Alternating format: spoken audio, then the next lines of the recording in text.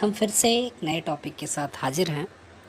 आज हम डिस्कस करने वाले हैं class 10 science chapter chemical reaction and equations. इसके बारे में हम डिटेल स्टडी करेंगे, एक एक करके सारे के सारे प्रोसेस जानेंगे और समझेंगे कि केमिकल रिएक्शंस कैसे होती हैं। तो सबसे पहले स्टार्टिंग में मैं बताना चाहूँगा, हम जानेंगे कि केमिकल रिएक्शन क्या होती है। What is chemical reaction? ये एक प्रोसेस है where reactant gets converted into product। Simple सा समझिए, मतलब कुछ रिएक्टेंट्स होते हैं जो किस में कन्वर्ट हो जाते हैं, प्रोडक्ट में कन्वर्ट हो जाते हैं। ठीक है, ये दो टर्म्स हैं जो हम यूज़ करने वाले हैं केमिकल रिएक्शन में। Means reactant gets converted into product under the influence of some factor, some external factor like which is called catalyst. So what is catalyst? We are going to study further. Now we are going to see how to write reaction. Okay, तो हम जब reaction लिखेंगे, reaction लिखने के लिए हम एक equation बनाते हैं, उसे हम वर्ड इक्वेशन कहते हैं। वर्ड इक्वेशन में आप देखोगे दो चीज़ें होती हैं, एक तो लेफ़्ट साइड होता है रिएक्टेंट और राइट साइड होता है प्रोडक्ट। लेफ़्ट साइड जो रिएक्टेंट्स होते हैं, रिएक्टेंट में मल्टीपल रिएक्टेंट्स हो सकते हैं, जैसे कि आप देखो Na+Cl। Na sodium is other thing, other reactant, and chlorine is other reactant. So दोनों रिएक्शन करते हैं, साथ में अटैच होते हैं, तब जाके क्या बनता है, NaCl बनता है। मतलब हम रिएक्शन की जो वर्ड इक्वेशन है उसको हम दो पार्ट में कन्वर्ट करेंगे, LHS एंड RHS। जो LHS होता है हम उसको क्या कहेंगे, उसे हम कहेंगे रिएक्टेंट। RHS जो होता है उसे हम क्या कहेंगे, प्रोडक्ट। उसके बीच में एक एरो का साइन होता है। वो एरो का साइन क्या सजेस्ट करता है? एरो का साइन हमेशा रिएक्शन की डायरेक्शन को सजेस्ट करता है। मतलब जिस डायरेक्शन में एरो का साइन होगा, मतलब सिंपल समझ लेना चाहिए, रिएक्शन जो हो रही है उसी डायरेक्शन में हो रही है। तो चीज़ें क्लियर हैं, हम आगे बढ़ते हैं। जैसे कोई भी केमिकल रिएक्शन हो रही है, हमें कैसे पता चलेगा केमिकल रिएक्शन हो रही है कि नहीं हो रही है? तो इनको जानने के लिए हम कुछ तरीके अपनाते हैं। जैसे उनमें से कुछ नॉर्मल तरीके हैं कि हमें कैसे पता चल जाएगा केमिकल रिएक्शन हो रही है कि नहीं हो रही है। तो यहाँ पे कुछ चीज़ें दी हुई हैं, देखिए ध्यान से। जैसे कि चेंज इन द स्टेट बदल जाएगी। ओके, स्टेट में चेंज होने का मतलब क्या होता है, सिंपल समझिए। स्टेट में चेंज होने का मतलब ये होता है कि like if it is solid it is going to convert in liquid, और it is going to convert in gaseous state. Okay, so it can show the change of state of matter. Okay, next, change in colour. आप देखते हो कभी कभी reaction होती है ना, तो गुलाबी, नीला, हरा कुछ भी हो जाता है रिएक्शन में, तो वो चेंज इन कलर भी हो सकता है। कभी कभी कोई रिएक्शन होती है जिसमें गैसेस निकलती हैं, आपने देखा होगा। वैसे अभी तो आपने देखा। फार्मूला पे डिस्कस करें, जैसे कि यहाँ पर एक स्लाइड में देखिए फार्मूला लिखा हुआ है, magnesium plus oxygen Mg plus O2। Mg is what, magnesium, ठीक है, O2 ऑक्सीजन। ये दोनों रिएक्ट करके, आपस में रिएक्ट करके क्या बनाते हैं, मैग्नीशियम ऑक्साइड। ये एक एग्जांपल है, ये केमिकल इक्वेशन को लिखने का एग्जांपल है। आगे देखेंगे, इसमें हमको सबसे पहले कुछ चीज़ों का और ध्यान रखना पड़ता है। केमिकल इक्वेशन तो आपने लिख दी, केमिकल इक्वेशन बैलेंस है कि नहीं है, ये भी एक मुसीबत है। बैलेंस होना क्या होता है, बैलेंस कैसे कर सकते हैं केमिकल इक्वेशन को? बैलेंस मतलब देखो सिंपल है, बैलेंस कैसे समझोगे आप, दोनों तरफ के पलड़े तराजू के बराबर होने चाहिए भाई, तो ही बैलेंस होगा। तो दोनों तरफ के कैसे बराबर होंगे, तो दोनों तरफ क्या है, एक तरफ रिएक्टेंट है, एक तरफ प्रोडक्ट है, तो दोनों तरफ बराबर है कि नहीं है, तो ये कैसे पता चलेगा? सिंपल है, कुछ करना नहीं है, जितने एटम लेफ्ट साइड हों उतने ही एटम राइट साइड होने चाहिए, तब आपकी इक्वेशन बैलेंस है। यहाँ पे दिया गया है, कुछ लिखा गया है, जैसे कि list the number of atoms of the different element present in the unbalance equation. And जो भी अनबैलेंस इक्वेशन है उसमें आप सबसे पहले नंबर ऑफ एटम्स की पहचान करोगे कितने हैं, उसके बाद धीरे धीरे करके एक एक एटम को पहले बैलेंस करोगे। लाइक Mg प्लस O2 के एग्जाम्पल हमने लिया था। अब देखिए इसमें एक Mg है, 2 ऑक्सीजन है, हमने क्या बनाया, मैग्नीशियम ऑक्साइड। ओके, तो मैग्नीशियम ऑक्साइड देखिए यहाँ पे O2 is a single atom, okay. O2 is a single atom which is found in the diatomic state, इसलिए हम उसको O2 लिखते हैं, ध्यान दीजिएगा। नहीं तो आप सोच लो O2 लिखा है तो मतलब 2 ऑक्सीजन एटम होंगे, तो ऐसा कुछ नहीं है, ओके। तो एक मैग्नीशियम एक ऑक्सीजन दोनों मिला के मैग्नीशियम ऑक्साइड बनाते हैं। अभी आगे भी हम देखेंगे। अब यहाँ पर देखिए एक बैलेंस इक्वेशन हम कर रहे हैं, कैसे करेंगे। हमने यहाँ पे हाइड्रोजन लिया है, ऑक्सीजन लिया है, ओके। हाइड्रोजन देखिए कितने हैं, 2H2, 2H2, okay. 2H2 means 4 hydrogen atom is here, 1 O2, okay. Diatomic state में मतलब O2 है हमारे पास यहाँ पे, मतलब 2 ऑक्सीजन के एटम हैं और 4 हाइड्रोजन के एटम हैं। अगर 4 हाइड्रोजन के एटम इस साइड लेफ्ट साइड है तो 4 हाइड्रोजन के एटम राइट साइड भी चाहिए हमको, और 2 ऑक्सीजन का एटम राइट साइड भी चाहिए। तो देखिए 2 ऑक्सीजन के एटम यहाँ पे 2H2 हमने बना दिया 2H2O, आप देख सकते हो 2H2 मतलब 4 हाइड्रोजन एटम यहाँ पे हो गया, मल्टीप्लाई होता है हमेशा। और O2 के आगे 2 है, H2 के आगे 2 है, जो O में भी मल्टीप्लाई होगा, मतलब 2O, 2 ऑक्सीजन के एटम्स यहाँ पर भी हमें मिल जाएंगे। आगे चलेंगे, देखिए टाइप्स ऑफ केमिकल रिएक्शंस। अब हम केमिकल रिएक्शन के टाइप्स पढ़ेंगे। टाइप्स मतलब कितने टाइप की केमिकल रिएक्शंस होती हैं। तो देखिए बेसिकली मैं बता देना चाहूँगा आपको, there are 5 types of chemical reaction which we are going to study here, like combination reactions, decomposition reactions, displacement reactions, double displacement reaction, redox reaction. नाम याद कर लीजिएगा, बहुत काम आने वाला है, ठीक है। देखते हैं, सबसे पहला है कॉम्बिनेशन रिएक्शन। कॉम्बिनेशन के नाम से क्या पता चलता है, कॉम्बिनेशन के नाम से हमें पता चलता है कंबाइन, मतलब रिएक्टेंट्स को कंबाइन करने की जो रिएक्शन है उसे हम कॉम्बिनेशन रिएक्शन कहते हैं। मतलब 2 रिएक्टेंट्स कंबाइन होकर एक प्रोडक्ट बनाएंगे तो वो कैसी रिएक्शन हो गई, कॉम्बिनेशन रिएक्शन हो गई। एग्जाम्पल दिया गया है, कैल्शियम ऑक्साइड हमने लिया है प्लस वाटर के साथ उसको रिएक्ट कराया है, तो आप देखोगे कैल्शियम ऑक्साइड चूने का पत्थर होता है, जो कि एक बुझा हुआ चूना नहीं होता। जब उसमें हम पानी मिलाते हैं तो वो बुझा हुआ चूना बन जाता है, तो क्या बन जाता है, कैल्शियम हाइड्रोक्साइड। ये एक रिएक्शन है। अब इस रिएक्शन में क्या होता है, इस रिएक्शन में आप जब ये कैल्शियम ऑक्साइड को वाटर के साथ रिएक्ट कराओगे, बहुत सारी एनर्जी रिलीज़ होती है।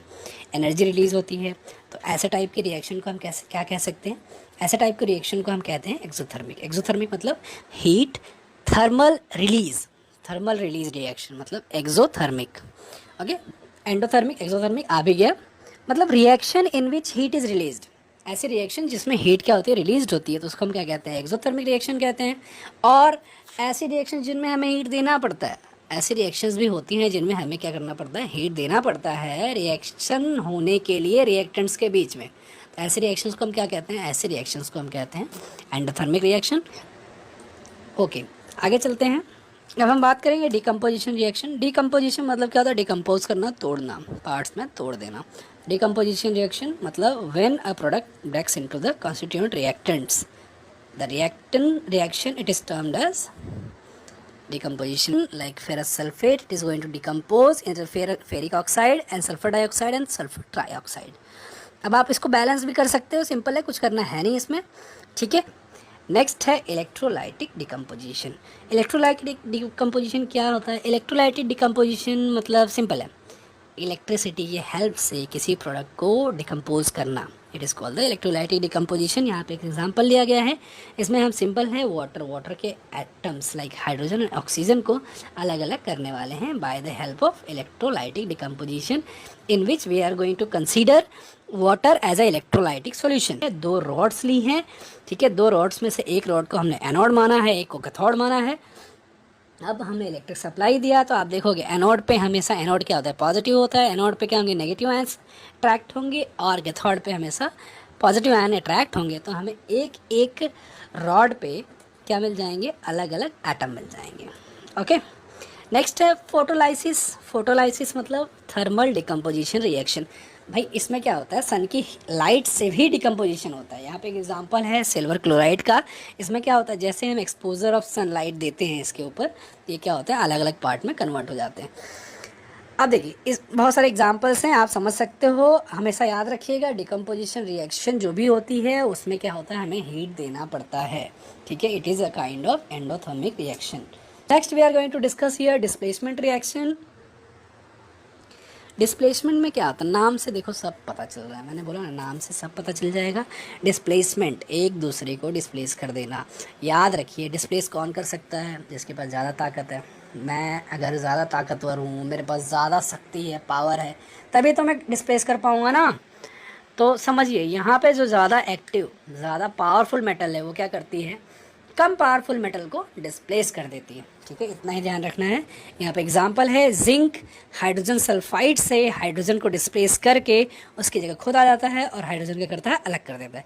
तो जिंक यहाँ पर मोर एक्टिव मेटल है, किससे, हाइड्रोजन से। याद रखिएगा डिस्प्लेसमेंट रिएक्शन में क्या होता है, एक एलिमेंट दूसरे एलिमेंट को डिस्प्लेस कर देता है by the action of reactivity. Action of reactivity means जो ज़्यादा एक्टिव है रिएक्टिविटी में वो क्या करेगा, कम रिएक्टिव मेटल को डिस्प्लेस कर देगा। ठीक है, आगे चलते हैं। अब देखिए नेक्स्ट हम डिस्कस करने वाले हैं कुछ एग्जांपल्स डिस्प्लेसमेंट रिएक्शन के, सब आपको पता चल जाएंगे। इसको याद कर लीजिएगा, एक दो लिख लीजिएगा, दो चार बार प्रैक्टिस करोगे अपने आप याद हो जाएगा। जैसे मैं पढ़ देता हूँ, जिंक है कॉपर सल्फेट के साथ रिएक्शन कर रहा है, जिंक मोर एक्टिव है कॉपर से, इसके लिए जिंक क्या करेगा, कॉपर को डिस्प्लेस कर देगा। एल्यूमिनियम मोर एक्टिव है कॉपर से, डिस्प्लेस कर देगा। आयरन मोर एक्टिव है कॉपर से, आयरन भी डिस्प्लेस कर देगा। And lead, PB lead more active है कॉपर से, तो कॉपर भी डिस्प्लेस कर देगा। ओ डबल डिस्प्लेसमेंट भाई, डबल डिस्प्लेसमेंट सिंपल है। डबल डिस्प्लेसमेंट में क्या होता है, दो डिस्प्लेसमेंट होते हैं। एक तो पहला रिएक्टेंट दूसरे रिएक्टेंट के एलिमेंट को अलग कर देगा, उसके साथ खुद आ जाएगा, और दूसरे रिएक्टेंट का एलिमेंट पहले वाले के साथ अटैच हो जाएगा। तो दो अलग अलग प्रॉपर्टी बन जाएंगे, यहाँ पर दो अलग अलग प्रोडक्ट मिलेंगे हमको। जैसे देखिए silver nitrate AgNO3, Ag silver nitrate और सोडियम क्लोराइड की रिएक्शन होने वाली है यहाँ पर। अब इसमें आप देखोगे कि सिल्वर क्या करेगा, सोडियम क्लोराइड के क्लोरीन के साथ रिएक्शन करके सिल्वर क्लोराइड बनाएगा, और सोडियम क्या करेगा, सोडियम सिल्वर नाइट्रेट के साथ रिएक्शन करके सोडियम नाइट्रेट बनाएगा। मतलब दो एटम्स एक दूसरे के साथ डिस्प्लेस हो रहे हैं। सिंपल है, डबल डिस्प्लेसमेंट यही होता है। Reaction in which the exchange of ion between the two reactants are called the double displacement reaction. Okay, so non-oxidation and reduction reaction, oxidation and reduction, it is a very important reaction. redox reaction कहते हैं, reduction, ox, okay, oxidation. so simple terms में बताता हूँ, अगर कोई भी substance oxygen का gain कर रहा है किसी भी रिएक्शन के टर्म्स में, तो वो क्या हो गया, ऑक्सीडाइज हो गया। ठीक है, सो एंड अगर वो ऑक्सीजन लूज़ कर रहा है उस रिएक्शन में तो क्या हो गया, रिड्यूस हो गया। मतलब अगर ऑक्सीजन गेन कर रहा है तो ऑक्सीडेशन हो गया, ऑक्सीजन लूज़ कर रहा है तो रिडक्शन हो गया। ठीक है, यहाँ पे सिंपल दिया गया है। Okay, if one reactant gets oxidise while the other gets reacted, एक अगर ऑक्सीडाइज होगा और दूसरा रिड्यूस हो रहा है तो इस called the oxidation reduction reaction. Okay, इसको हम रिडॉक्स रिएक्शन कहेंगे। अगर एक सब्सटेंस ऑक्सीजन लूज़ कर रहा है या फिर ऑक्सीजन गेन कर रहा है और दूसरा सब्सटेंस ऑक्सीजन लूज़ कर रहा है और हाइड्रोजन गेन कर रहा है, so it is called the reduction reaction. ठीक है, थोड़ा ओके जी। अब हम बात करेंगे कोरोजन एंड रैंसिडिटी। कोरोजन क्या होता है, कोरोजन मतलब when a metal is attacked by the substance around it such as a moisture, acids, it is called the corroded and the process it is called the corrosion. मतलब corrosion मतलब जंग लगना। Simple terms में बता देना चाहूँगा, जैसे कोई भी लोहा है, लोहे की मेटल है या फिर कोई भी मेटल है, कॉपर, आयरन, एल्यूमिनियम, ठीक है, सारे सिल्वर, गोल्ड, सारी मेटल्स अगर वो ओपन एटमॉस्फेयर में रखी जाएं तो आप देखोगे उनके ऊपर एक परत जम जाती है। वो जो परत होती है वही होता है कोरोजन। ठीक है, जंग लगना। ठीक है, सिंपल है। अब कोरोजन से क्या होता है, हर साल करोड़ों का नुकसान होता है गवर्नमेंट का। ठीक है, बिल्डिंगें गिर जाती हैं, बिल्डिंगें पुरानी हो जाती हैं। ठीक है, सामान ख़राब हो जाते हैं। ठीक है, तो ये एक एग्ज़ाम्पल है इसका। एक रैंसिडिटी करके है। रैंसिडिटी मतलब when fats and oils are oxidized they become rancid and their smell and taste change। ठीक है, देखिए यहाँ पर फूड की बात आ गई दोस्तों, ध्यान दीजिएगा। Usually substance which prevent oxidation और added to the food containing fats and oil keeping food in air, light containers helps to slow down the oxidation. This prevent the food from becoming rancid and hence chips are flushes with nitrogen gas to prevent its rancidity. Very simple, समझ में आ गया। देखिए इसमें क्या होता है, आपने खाने को ढक कर रखो नहीं तो ख़राब हो जाएंगे, एक टेम्परेचर पर रखो नहीं तो ख़राब हो जाएंगे। अगर खाना ख़राब हो गया तो खाने लायक नहीं रह जाएगा, सिंपल रैंसिड हो जाएंगे। ठीक है, कोरोजन रैंसिडिटी यही है। और देखिए